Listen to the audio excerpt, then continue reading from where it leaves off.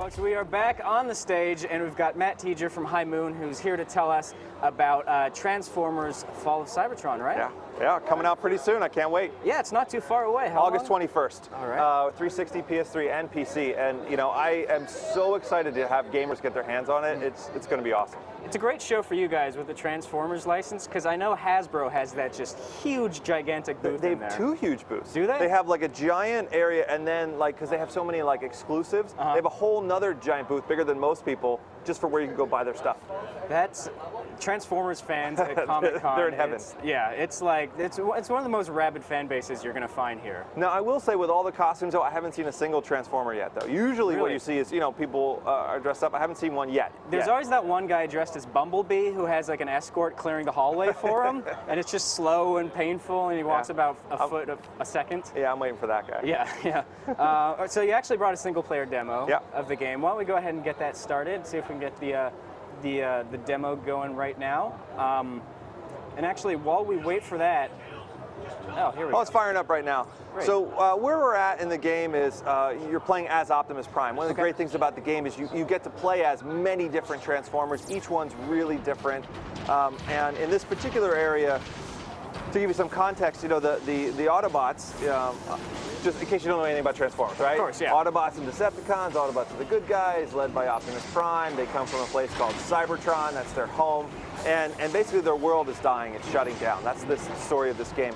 The Decepticons in the previous game basically won. They control the entire planet. Autobots only have a small piece left. And what they're doing is trying to build a ship, it's called the Ark, to take off and leave. They don't even know where they're going to go. They just know they need to leave because it's genocide for them, right? So where we're at right now is the Autobots have all but lost. Optimus is kind of, sometimes he knows things that he doesn't understand how he knows them. He's got kind of a part of Cybertron inside of him. So in the story, this is kind of a little quiet moment where he's moving through a space and turning on the base defenses. Ultimately, what we're going to see in the demo is that's what turns the tide of the war in a very unexpected way for Optimus, even. But I don't want to spoil it because we'll have to let it unfold. But you know, each character really is different. Optimus's level is very. It's very much like Saving Private Ryan. It's a big war movie type level. When you look at someone like Cliffjumper, it's much more of, I use the word stealth, but it's not a stealth level in the sense of you have the ability to turn invisible, but you're really setting the pace. It's a much slower paced level. There's a lot of story that unfolds, and that level happens right after this one. So I think those two things juxtaposed next to each other do a really good job of showing you the kind of variety. When in single player I start to talk about, well, okay, but you've also got a character like Starscream who flies, and that's a fundamentally very different way to experience the world. Oh yeah, and you have Grimlock who doesn't have a gun, he just has a sword and shield. That's a very different way. Like each character really has a really unique feel and style. Jazz has a grappling hook. I mean, they're all really different. So what we got going in here is like he's kind of turned on what are, you know, kind of the big turret, right? The big turret experience, which, you know, you're blowing up some of these ships, and, you know, we kind of hopped into probably the middle of this level where, you know, these things have been haranguing you for a while. It's been very difficult. Now you finally get the big gun that you can take out, you know, some of these really big objects. You guys really managed to cram a lot of detail into this landscape. Well, you know, we have a couple things going for us. Two really great things going for us. One, we're using the Unreal Engine, which we've shipped several games on at this point, right? And so we really, you know, it's super powerful, but also we know how to use it. Yeah. The other one is this is our second Transformers game, and as a studio, it was our first opportunity to kind of build what is functionally a sequel, a game built on what we had learned before. Right. You know, and because when we started War, one of the big challenges, you know, as a game developer is often you're going to look at some games to parallel, you know, not necessarily steal, but, you know, how can I look for some examples of kinds of games? And actually there aren't any for Transformers. You know, there really weren't. You know, when you looked at it, this concept of turning into a vehicle whenever you want to is, I'm a huge fan of Halo. I think it's a phenomenal game. Stepping into my Warthog is different than being a jet whenever I want to. Yeah, turning into a Warthog whenever I want to.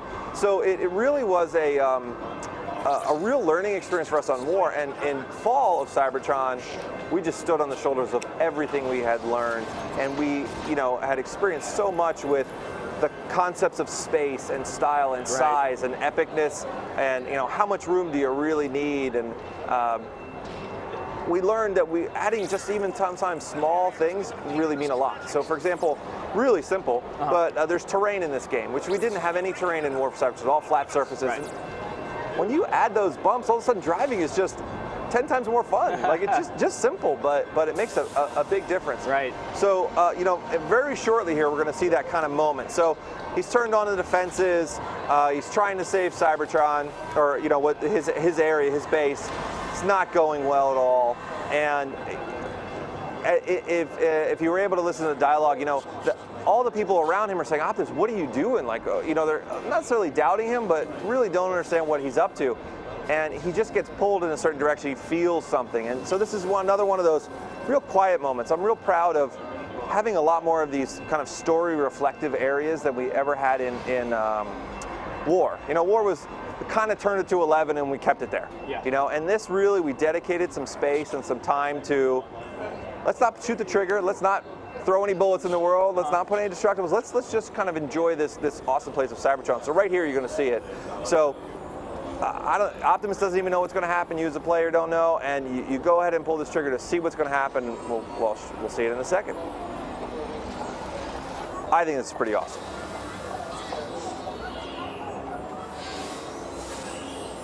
What is even happening right now?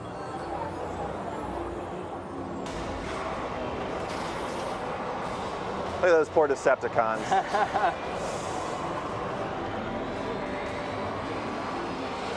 So what he thinks is he's turning on the last of the base defenses, which in reality is true. It's just not what he doesn't get quite what he expects. Right.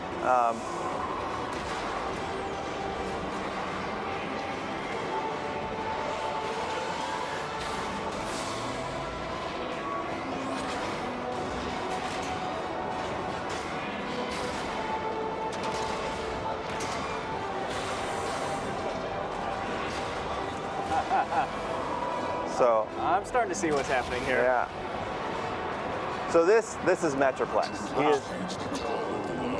He is a city-sized transformer, and you can see right there, Optimus fits in the palm of his hand.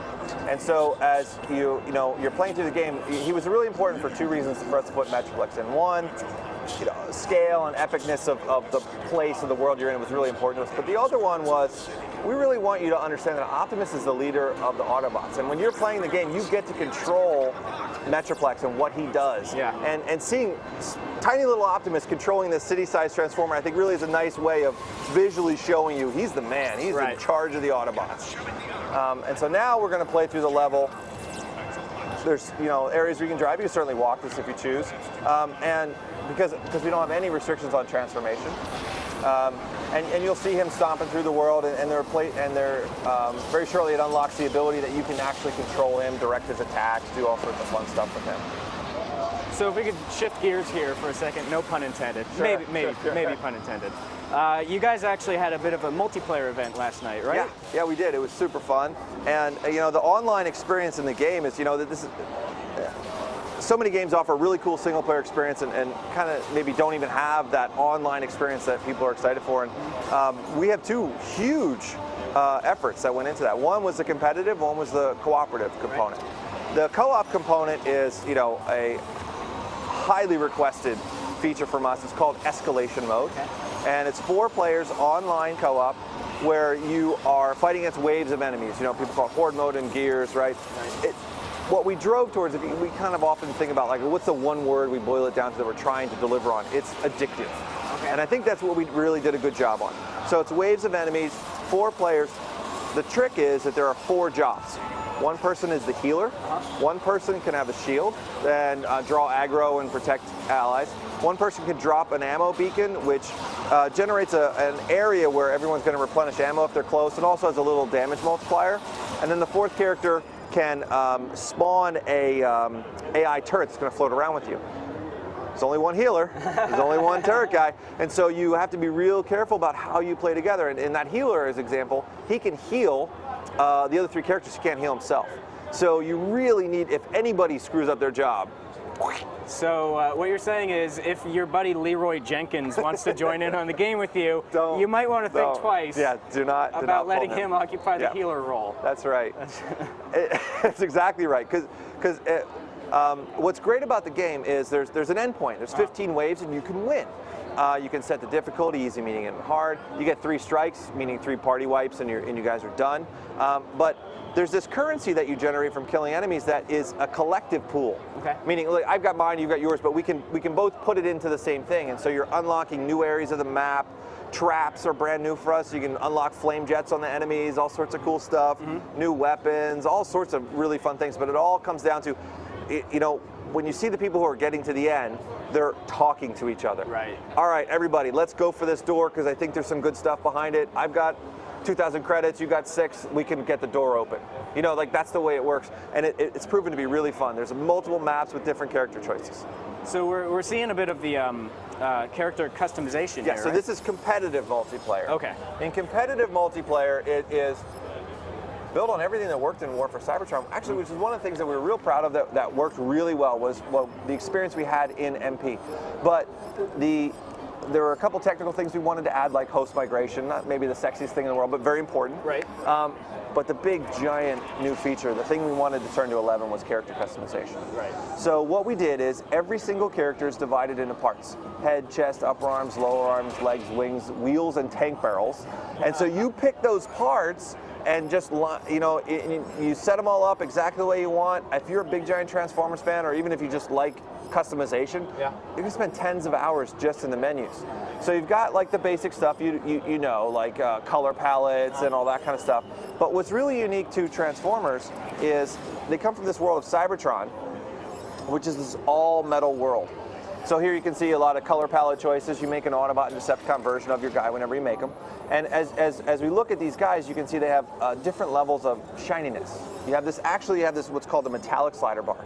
And so you take a character like Yellow, you slide it all the way down to the end where it's not metallic at all. It looks very matte, like a construction vehicle yellow, right? Oh, okay, interesting. So here you can see, take a look at that yellow, right? It's pretty, not very shiny, you know, all that. You slide it all the way to the other end, and all of a sudden you're in, like, concept car yellow, you know, ultra. And what it is this color flavor multiplier, right? It really means, like, not only are you going to spend all this time finding the right colors, but then you say, all right, well, wait, what level of metallic do I want it to be? The perfect shade of green plus shininess. Crazy amounts of hours. So in multiplayer, it's divided by classes: cars, trucks, planes, and tanks. And each of those have their own unique sets of parts. So in the tanks, for example, one of the things he's showing off was that you pick the cannon, it's reflected in both your robot and your vehicle as you're, like, cycling between them. So pretty awesome stuff. All right. We're getting into, like, pimp my ride territory right here. People will spend so much time on this. It's going to be amazing. All right. So I apologize for anybody who's sending me questions over Twitter right now. We're having a little bit of a problem with our Wi-Fi connection, so unfortunately I can't get to those questions, although I will ask, are there any robots based on the San Diego trolleys behind us? There should be. Because that would be a pretty good transformation. Well, yeah, it would be. You get to make a bunch of people wait before crossing into the convention center. Yeah, that sounds like a lot of fun. I always, I remember, did you ever see the movie Big with Tom Hanks? Oh, yeah. There's a certain point where he's in the toy thing, and they're like, well, it transforms into a building. So, well, what's fun about a building? It's like, it's a building. It tests really well. Right. No, there's no fun to be had on certain vehicles. I have to say, I think maybe San Diego Trolley might not be the best, most exciting vehicle. Okay. I'm going to throw it out there. At least not in this game. Maybe in the next one. Who knows? Maybe if there are humans in this game. Of course, yeah. So there you can see the weapons that, you know, as you're picking different weapons, they're all reflected in there. Of course, the colors that you chose are reflected in your weapons. You know, all that stuff's super important, and so we spent a lot of time on it. All right, cool. It's looking good, Matt. Thanks a lot for dropping by and giving us a taste of the game. Yeah, I cannot wait for gamers to get a hold of it. It is August 21st on 360, PS3, and PC. All right, cool. Thanks a lot for swinging by. Appreciate it. Yeah, my pleasure. All right, guys, so that was Transformers Fall of Cybertron. Now we're going to go see what else Homer is doing over there at the convention center. I'm sure it's going to be a lot of fun.